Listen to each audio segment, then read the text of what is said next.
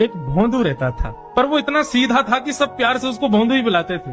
गायों की सेवा करता था और जिस आश्रम में रहता था वहां के गुरुदेव शाम को प्रवचन करते थे तो सबसे पीछे बैठ के सुनता था। भोंदू को लगता था गुरुजी जो बोल रहे हैं ये बिल्कुल सत्य है, इसमें कोई झूठ नहीं है। एक दिन गुरुजी प्रवचन करते हुए बोले, यमुना के पल्ली पार भांडीर वन में ठाकुर जी गैया चराने आए। भांडीर वन का नाम सुनते भोंदू कान खड़े हो गए। भांडीर वन तो मैं जाता हूँ गैया लेके, मुझे तो कभी मिले नहीं वहां पे। अरे मुंह में ही कमी होगी, मुंह में ही सामर्थ्य नहीं होगी उनको देखवे कि मैं ही नहीं देख पाए होंगे, वो तो आते होंगे वहां पे, मुझे ना दिखे होंगे। भोंदू ने पहली बार जिज्ञासा करी, गुरुदेव ठाकुर जी दिखते कैसे हैं? तो गुरुदेव भी हंस गया, अच्छा भोंदू पूछ रहा है, बैठ जाओ बताते हैं। मोर मुकुट पहनते हैं ठाकुर जी, और बोले दो कान हैं लेकिन कुंडल एक ही पहनते हैं। ठाकुर जी ऐसे पुष्प तोड़ के कान के ऊपर लगा लेते हैं, दोनों कानों में एक ही कुंडल को फेर फेर के पहनते। ठाकुर जी पीली पीताम्बरी, ऐसी ठाकुर जी पीली पहनते, पीली पीताम्बरी। माला कैसी पहनते हैं? ठाकुर जी ऐसी पहनते हैं पूरी पैरों तक जाए। ये देखो गुरु जी कह रहे हैं तो निश्चित है भंडीर वन में आते हैं ठाकुर जी। भोंदू अपनी गैया लेकर के भंडीर वन पहुंच गया।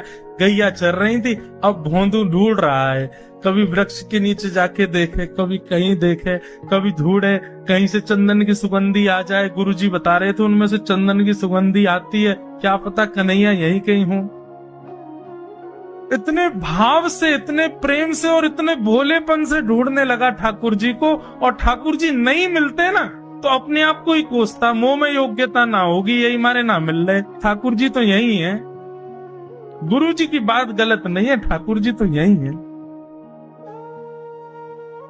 उसके उस सहज भाव पर, उसके उस सरल भोंदूपने पर ठाकुर जी रीझ गए। और इतने में ही भोंदू हताश निराश उदास बैठा था, खुद को कोस रहा था, मुंह में योग्यता ना है, मुंह ठाकुर जी मिलना है रहे।